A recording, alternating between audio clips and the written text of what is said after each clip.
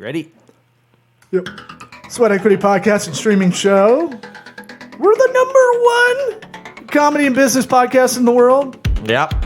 My own sound drop. I just pulled the finger Wow, fake out city, man. Nope. Not going to do it. We're also the #1 business comedy podcast in the world. Mm-hmm. What? Yeah. Look, we're going to make it short. Listen to us on iTunes, Apple Podcasts, Spotify. Give us a 5-star review. Write a review in the little, type a little something in there. Please. A little goodness. Look, the numbers are going up. Yeah, big time. Are those fake numbers from Philippines? I don't know. But they're going up. There's still numbers. There's still numbers. Numbers are the same all over the world. Make data-driven decisions.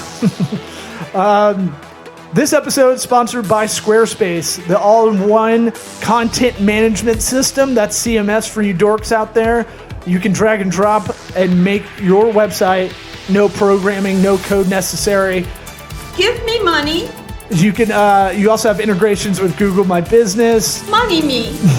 and Google Workplace. Money now. And a bunch of other aspects of Squarespace. All-in-one platform already indexes for you, so the SEO is already better than any other CMS like WordPress, Weebly, Wix. Fuck all those. Fuck those guys. Me a money needing a lot now. I never get to do the whole thing anymore. I never do the whole thing. Squarespace, the link for your hookup, your discount, your promo referral code is in the description of this episode. Hotty toddy. What? Yeah, do it again. I'm not hitting the button. You do it again. Hotty toddy. Thank you. What about my sweat equity? Sweat equity. Sweat equity. My sweat equity. My sweat equity. I don't even like the hottie toddy. Now you're around on it. It's more of an energy thing. Yeah. Sweat equity. What about my sweat equity? Yeah, you're gonna have to do a lot more. Hello. Hello, sir. I see you guys with your I call it singlets, but I mean in America they call it wife beaters or what they call it. I think that's a vestige of the past. Yep. And I always thought that was a weird name for like any white undershirt, right, tank top. It's technically an A shirt. It's a what? It's an A shirt. A as an apple. A is an apple. Huh. And these I wouldn't call either one of these wife beaters. This is more like that's Florida borderline. Yeah, that's a Florida cutoff. Yeah. So anybody listening, it's one of those things where you take a t-shirt and you make it into a cutoff tank top to work out, right. But it always looks it never looks like good. It's so hard, and it's so hard to get it even on your own. Oh yeah. Like one will be up to your nipple, and the other like a big triangle of cloth that just hangs off of it. You got a JCVD shirt. John Claude. I'm wearing our merch. This is our swank tank top. Oh, nice.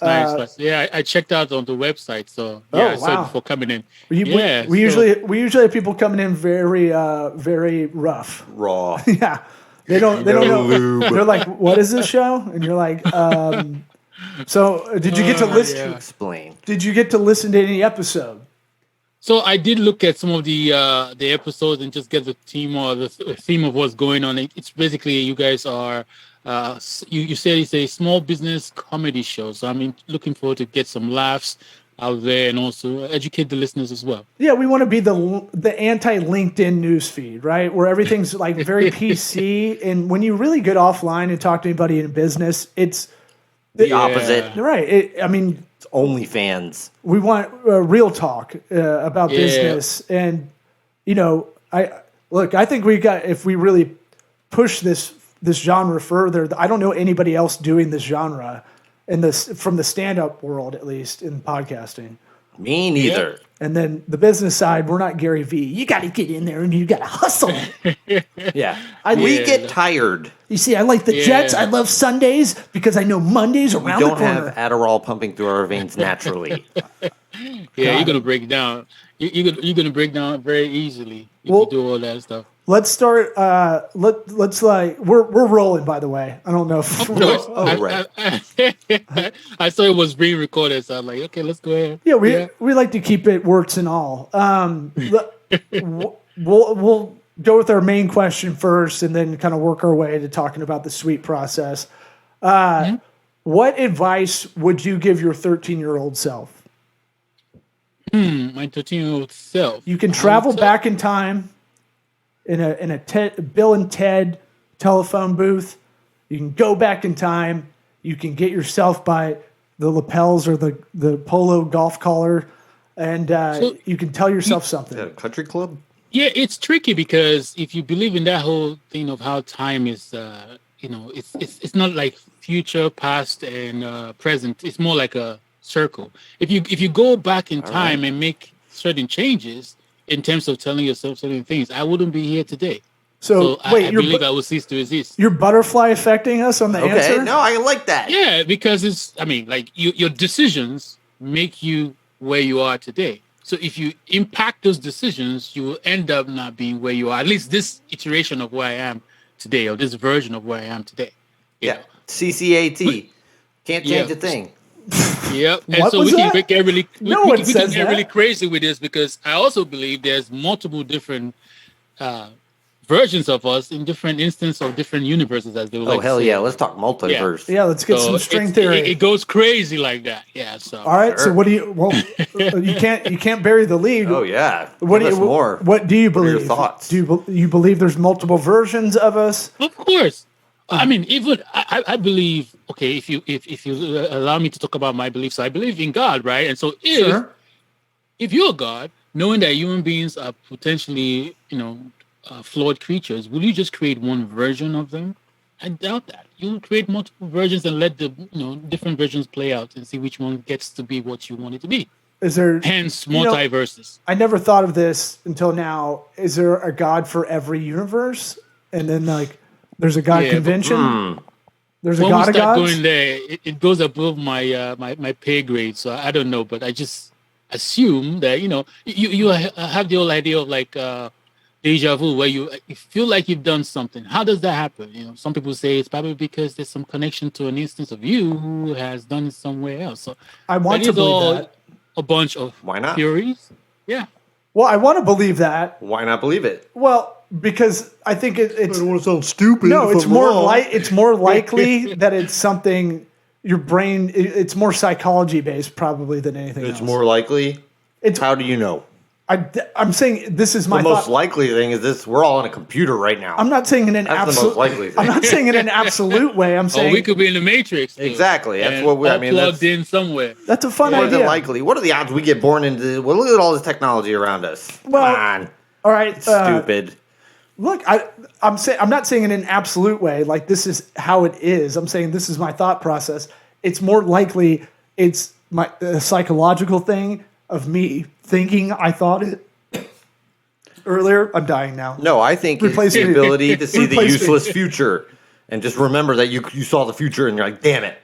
I do have premonitions, but I get premonitions every now and again, but they're always very Useless. so useless. Like I picked up a pot the wrong way or This something. milk is going to be expired. Right. Damn it, I knew it. It's nothing I can tell anybody because it's so boring. But I'll get. Oh, did you guess that? Maybe the milk like was going to one- be expired? like- you guessed that, No, huh? I get like one a year, and I'm like, did I dream that? I know I thought about it. Sure. Yeah. Yep, nobody cares. Okay. So Now what? where did you where did you grow up? Like where are you from this universe? Do you love Doctor Strange start at too? universe, work your way down. Okay, so I grew up in Nigeria and came here, for I think it was 2002 for college, and after college, stayed here. I got roped in by my wife, so I stayed. She was my girlfriend at the time, so yeah, I decided to stay here, and I've been here ever since. Yeah, Put a ring on it. What? Yep, put a Nice. ring on it. We recently had another guest that was from Nigeria. And he kind of gave us a good answer. Why is Nigeria so entrepreneurial? You cannot not come from Nigeria and not be entrepreneurial. You just wake up and you go out. Everybody is Hustling. trying to get something. Yeah. And it's not as if it's in a bad way. So you become having that in your system that, you got to go out there and you got to, perform and get what you need to get. And that is good, and also there's also bad elements as well. And also, most of the parents are always like, on top of you for your education. That's one thing that Nigerians don't even, play with, like the parents especially. And so going out that it's a competition. You got to go into school, take your schoolwork seriously. You come back and you have like a second out of everybody. Like then your parents will be like, what happened to the person who came first? Do they have a special head or special brain that is different from yours? It's stuff like that. And because of that, you have to always be stepping your game. And that's how we are by default. And then you come here and there's a lot of things in terms of the systems and all that are set up in place here. And you begin to see, okay, I can probably take advantage of some of these things that are in here and then excel. Yeah, I feel like there's a lot of grit, but I feel like I only know it from the Nigerian, the other guest we had. No. The parents. Oh, the parents, like the kind of joke that they're pretty much Asian American parents, Nigerian parents in America. Like I haven't heard that. It's like, yeah, well, they're very hard on kids. Like, but I only know it from the American experience side. I don't really know it. Yeah, living there it might be some. There might be some similarities in terms of how the parents behave, and also it's a very like familiar structure thing where there's this tight units to the family, that's familiar bonds and stuff like that. But yeah, sometimes kids can't wait to get out of the house and be on their own, and back home for the most part, you stay home, you're part of that tight unit, and usually you go on your own when you're married. Usually that's how it is. Maybe things are changing now. Do you find, in a very general sense, that that you have opportunity because probably a lot of Americans are not have that hustle mentality, even though they might tweet or Instagram about it? So there is the additional bonus of having that, hustle mentality across the board. Most people do have that. And when I say hustle, people should not misconstrue that for anything bad. It's just somebody who works hard. Works hard and sees opportunities where people don't see opportunity usually. And so when you come here and then you are able to see and identify things that people might be complaining about or grumbling about, and you just take advantage of it. And yes, things are not going to be any easier for you just because you have a hustle mentality, but because you grow up that way, it's part of the process. You're just going to get in the grind and do what it takes. Why do you think that is? That you Nigerians can pick out what people. I mean, it seems so obvious. No, I mean that's what we're talking about. I know, but you Nigerians. It sounds accusatory. Did I say that? Yeah. I said the Y word. My bad. Go ahead. Ask the why question. Do you think that is? That you're able to identify that, like the needs that people, because it sounds so obvious and easy, but nobody does it. I mean, the people who do it are like, thank you, laws in Nigeria. Sometimes it takes getting out of your environment to be able to identify things that, literally opportunities that, you didn't see before. Right. And a lot of times I feel like, I'm not trying to generalize, but maybe a lot of times people here, they've probably not traveled. And so they're so used to how things are here.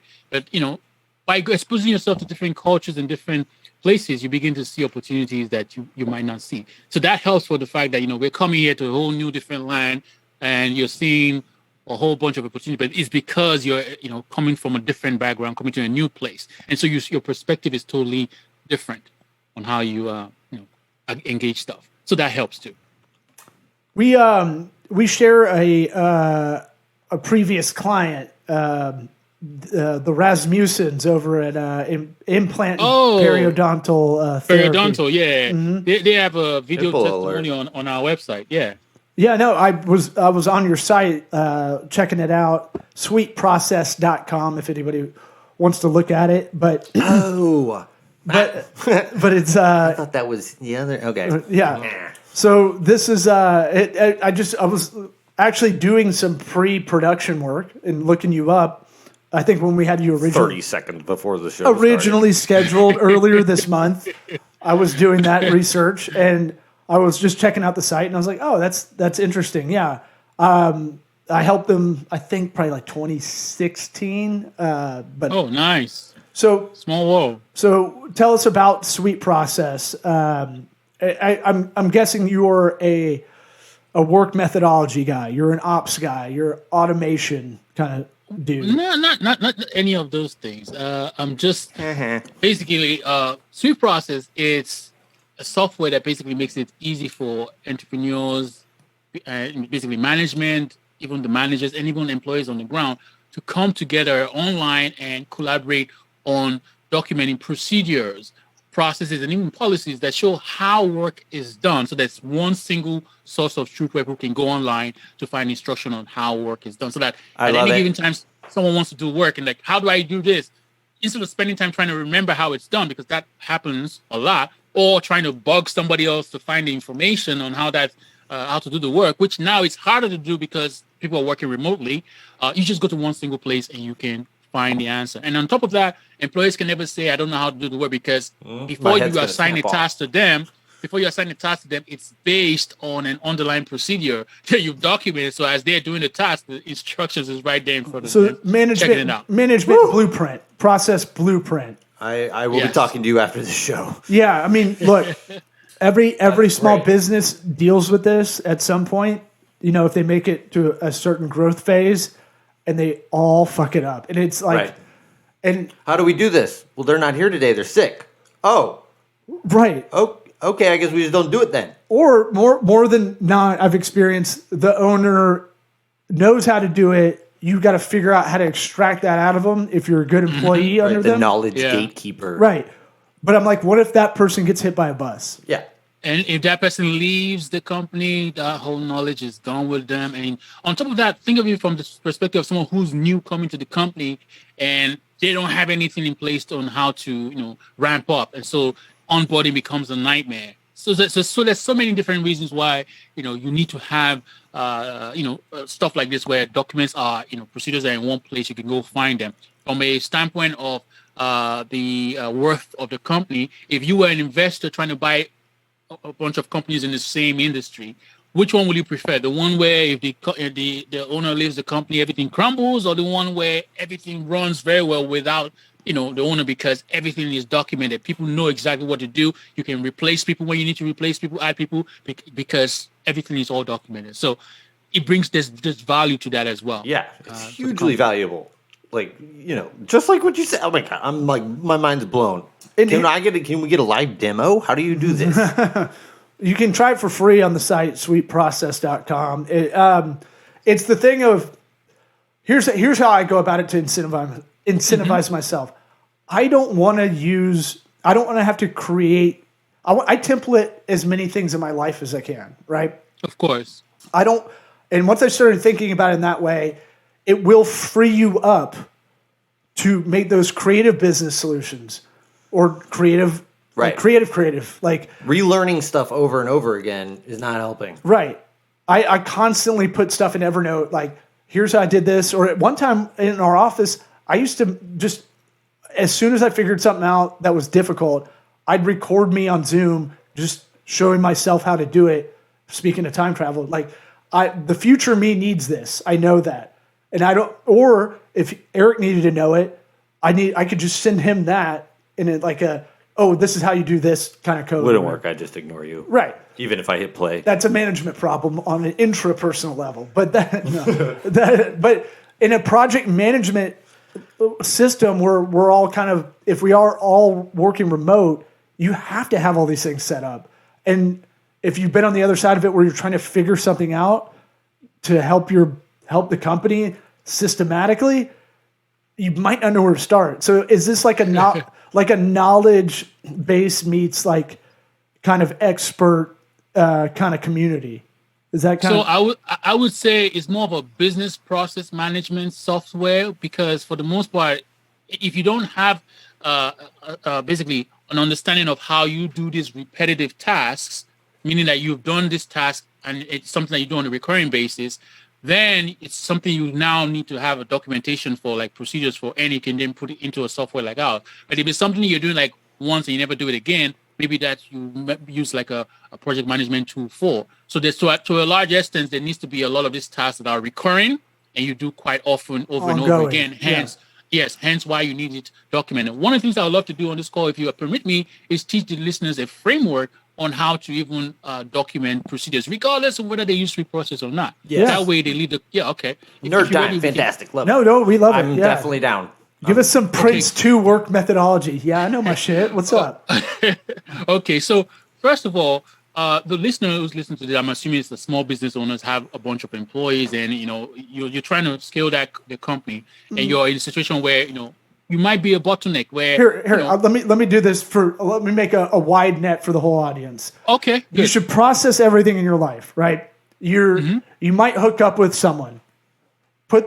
Did you just cut the man off? Yeah, To do because- your I don't own know what answer he's to your talking own. about. Yeah, what are you doing? What are you this doing? is a comedy show. I was trying to make This a isn't joke. funny. This is awkward. Why would you do that? You interrupted.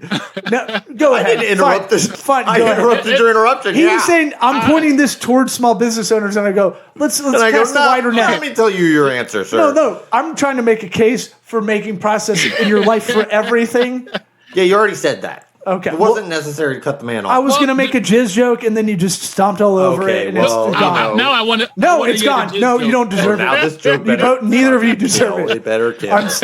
I'm so upset. No, let's hear Okay. it. No, We're not I'm neither. having Don't fun, nobody. so- Owen, do not talk. Owen, We're go gonna ahead. sit here in silence. Go ahead. I'll, Okay. You want me to out silence you? Okay, so Owen couldn't do it. let me get myself back in it. So you basically need to have these documents in place because you've realized that you're a bottleneck and employees are asking you the same questions over and over again. So the first thing you're going to do is people will think, okay, I want to start documenting everything. My answer to that is no, you don't need to document everything because there's this whole issue of tribal knowledge, how we've always done things here. And if you're going to go ahead and start documenting everything, you're going to document some things that don't even need to be in the system in the first place. So the first thing I want everyone to go through This is is why we always do this way, that kind of shit. analyze everything you're doing on a recurring basis and then determine what needs to keep going that same way, what you need to have as a task you need to document. Because if it's something that you don't need to document at all, because you probably need to get rid of the task, just eliminate it altogether. So all we are left with is the tasks that are required and are recurring, right? Now, we're left with the tasks that are required and recurring. Let's break that down in further a little bit. So we have the income generating tasks, the things that bring in revenue, the sales and marketing related stuff. It's basically sexy stuff people all love, entrepreneurs love to talk about. But on the other half is the production stuff, the things that you've promised your customers when you brought them in, the things that you got to do to deliver to customers, the production side of things. So I would say, instead of documenting the sales and marketing side of things first, which is exciting, focus on the production side of things because this is where most of the nightmare actually happens. And imagine if you documented the income generating task and you were able to come in and get new employees to come in and take over those tasks because now you have it all documented. Guess what's going to happen? You're going to get more customers coming into bottlenecks, more headaches, right? Because production is crazy. Marketing right? We don't wanna agencies do that. have So- this in spades, yes. So focus on the production side. So let's now identify what is the biggest bottleneck of tasks on the production side of things. It might be the task that anytime someone tells you, hey, how do I do this? It just drives you crazy. Or it might be the one where it's taking the most time for people. So figure out what is the biggest bottleneck task. Start with that. And now people are going to ask, okay, how do I document that task? Well, one thing you might know is that if you're doing a task on a recurring basis, let's say you do it every 1 month or every 3 months, whatever, if you don't have documents in place, you're going to spend some time trying to figure out how the work is done because you're going to have to remember how you do the work, right? So I said the best time to document this task, once you decide that this is the biggest bottleneck, is when you need to do the task. The minute you need to do the task is the minute you need to document it. And people are going to be scared, like, oh, do I have to document an encyclopedia right there? No. First thing you got to do is just document the title of the task and title of each of the steps as you're doing the work. So when you're done, let's say you have a 10-step task. Once you're done working on the task right now, you would have a what I call a minimum viable procedure, which is just a fancy way of saying a skeleton outline of the procedure, right? MVP. Title of procedure and 10 steps. The title of the procedure and title of the 10 steps. Once you're done with that, how do you go from having that outline to something with details filled in, with the flesh or meat filled into it? Well, you might have employees, managers, or people on the ground who you've verbally trained on the task before. The goal is the next time they're working on the task for them to have that outline in front of them and at most put in some details into each of the steps. It could be just some text. It could be a screenshot. It could be a video, whatever, just something, so that it goes from that outline to something with some meat and potato in it, but not as much here. Because one of the things that's very important is at the beginning of this project, you got to install in the minds of everybody that this is a continuous improvement thing, where once we all agree that this is a continuous improvement thing, when we agree that version 1.0, or even in this case, version 0 is not going to have as much stuff, but we're going to keep adding to it as we go. So the idea is every time someone is working on that task, take that document that has had some additional information in it and add some more thing in there, especially the things that are not entered earlier. And so what happens is every time they enter some information to that document, you as the owner of the company, you're kind of monitoring what's going on and you're reviewing the additional information that's added into it. And so over time, that document goes from the outline to something with more details. And as a matter of fact, why is it important that when they are working on a task for them to have that document? Is because a lot of times the insights that come where, we need to add these steps that were not encountered for, or maybe now we've got to a new, better way to do things and we don't need to have 10 steps. We can break it down to 8 steps instead. Insights happen when people are actually working on the task. So that's why I always encourage people to have the document right there while they're working on it, right? Now you've done that for the first task. Look at the next biggest bottleneck. Do that dance again. That whole dance I explained earlier. Do that until you've gone through all the different production tasks, have documents in place for each of them. Now you can start looking at those, sales and marketing, the sexy type of tasks that entrepreneurs like to talk about, and do the same thing for that as well. And what's going to happen is at this point, you can start bringing in employees who are going to take in on those income generating tasks, knowing that the production side of things is covered, because at any time you can get employees to come in and take over those tasks if you need to build up and scale up, and know that production is not going to be an issue because onboarding will be much faster. These new employees can even take on this production task following those instructions that you have in place that you've built over time. So that's the way to go about documenting procedures. So it involves yourself and your employees and everyone on the ground. But let's say your employees might not have time to do this. There are also people called process consultants, a third party you can bring into your company, and all they do is they come into your company to look at all the systems you have in place and then help you go through this whole process to document the procedure. So you also have that option as well, where you're hiring on an expert to come in and do this as well for you.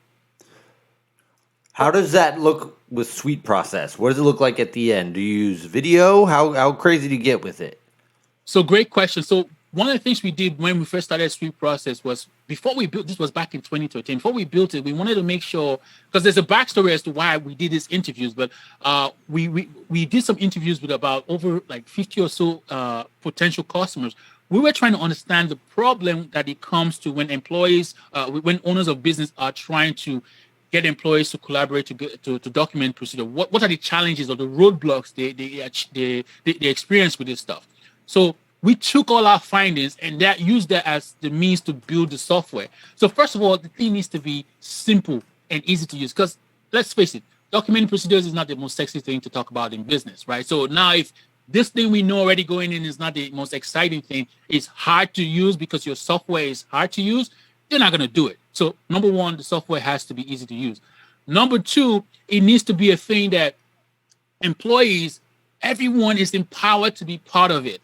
Right? It's not a thing where it needs to depend only on the owner or only on the manager. Everybody who has access to the document needs to be able to see a change and make a change. So one of the things with Suite Process is that even though I'm the owner of the document, or maybe I'm the manager of this department and I'm in control of approving all the documents, as long as you're part of this team, that you are part of the team in Suite Process, if you see a change, you can actually go into the document, make a change while giving the manager oversight that, the manager can actually see the changes you make and then go ahead and approve the document. And if he approves the documents, now there's a new live version of that document.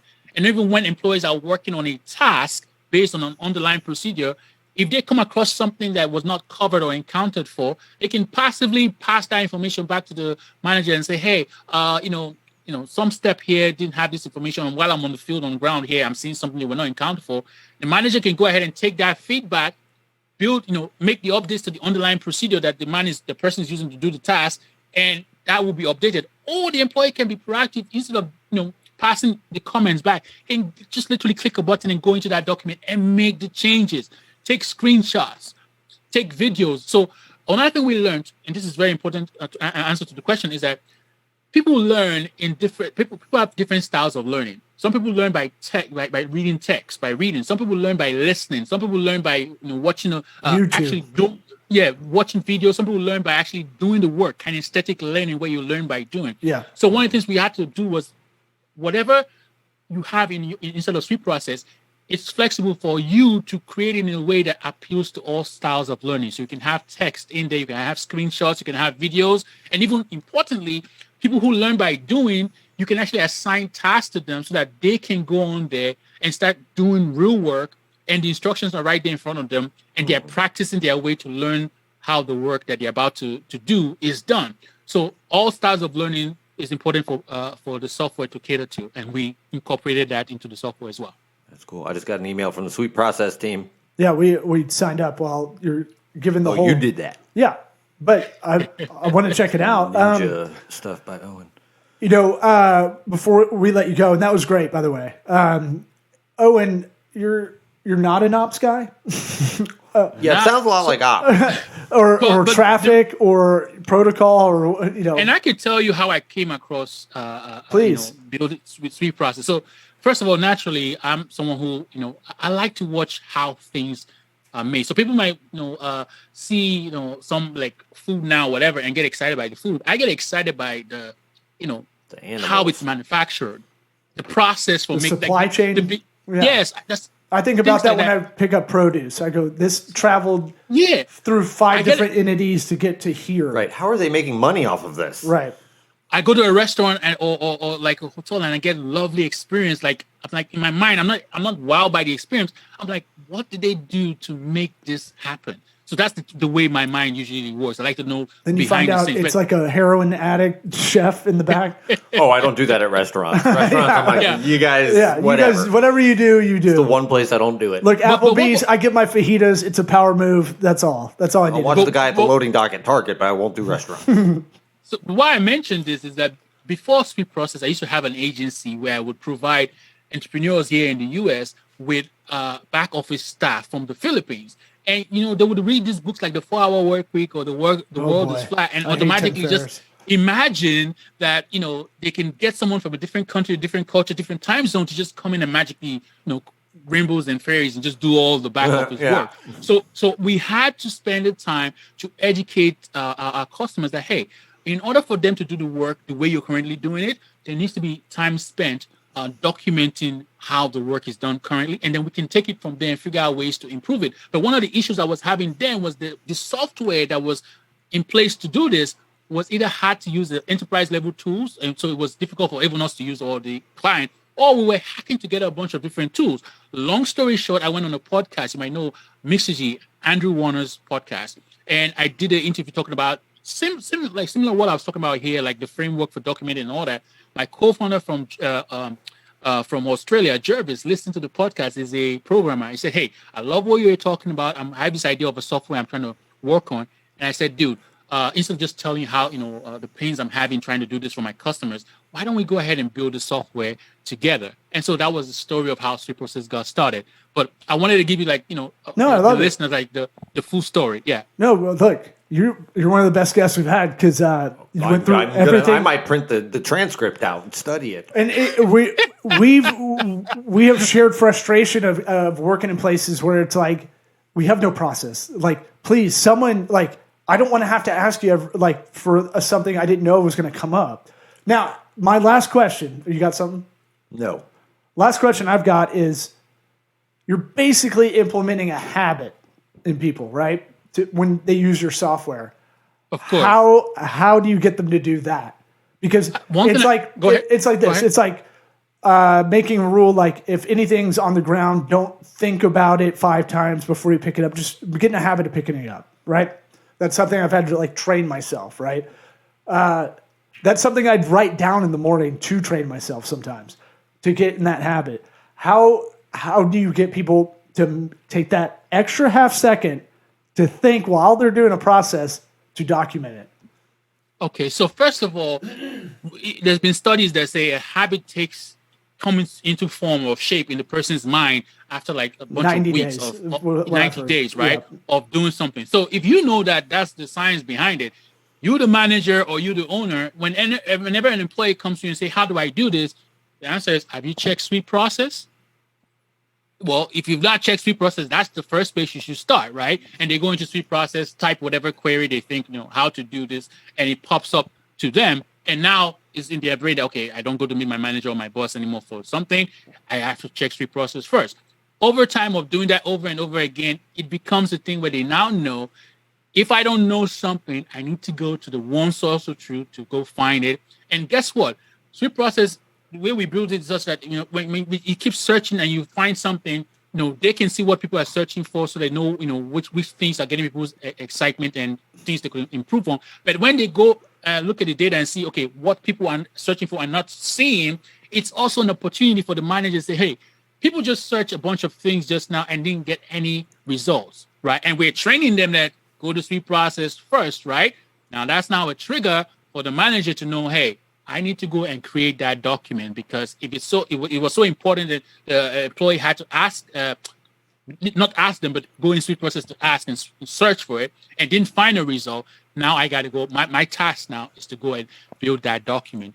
And so that's what happens. They go there and check and never bother the manager or the owner again. And then with regards to how do we even get them to want to get involved in the documentation. So you're looking at a document, you see that, okay, your colleague suggested some updates to it and it was approved, and it seems like everybody's excited about it because you can see inside of the comments, because for every document there's comments and you can see the history of what's going on.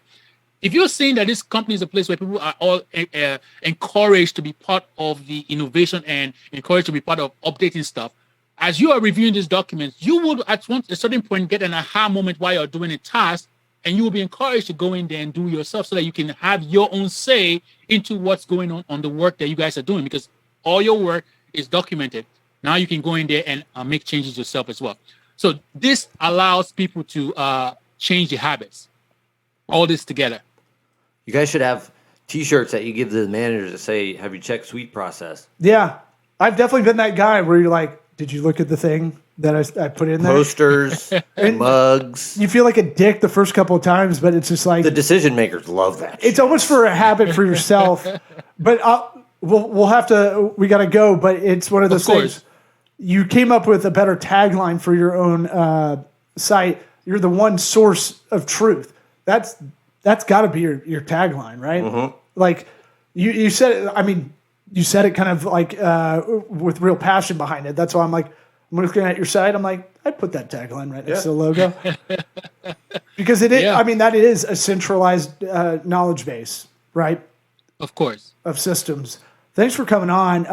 That was an amazing explanation. Yep, and we can tell you're passionate about it because I don't think you took a breath in like 10 minutes. Oh, yeah. I know I talk very fast, but will you permit me? So usually when I do this calls, listeners, I train them on the framework, but sometimes they want to have something handy in front of them. So we do have a 56 standard operating procedure templates that if the listeners want, if you permit me, I can give them the link to go get it. Absolutely. That's a great way to leave. Okay. So they can go to sweetprocess.com/sweat equity podcast. So basically your podcast name. So sweetprocess.com/sweat equity podcast, and they'll be able to download it. 404.